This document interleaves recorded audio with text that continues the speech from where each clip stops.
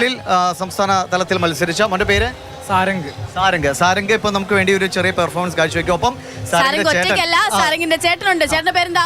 ദീക്ഷിത്. അപ്പൊ ദീക്ഷിതും സാരംഗ് ഒരുമിച്ച് ദീക്ഷിത് വയലിനിലും സാരംഗ് ഓടക്കുള്ളിലും. ഓക്കെ, തുടങ്ങിക്കോ.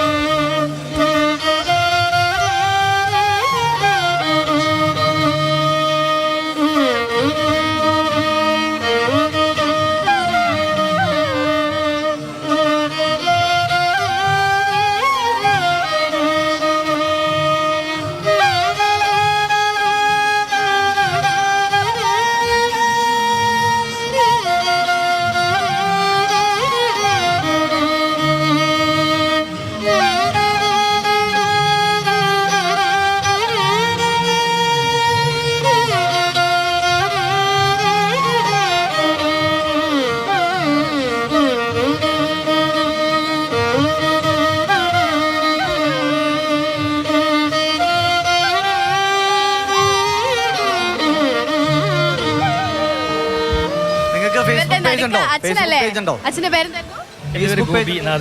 ഇൻസ്റ്റാഗ്രാമിലുണ്ട്.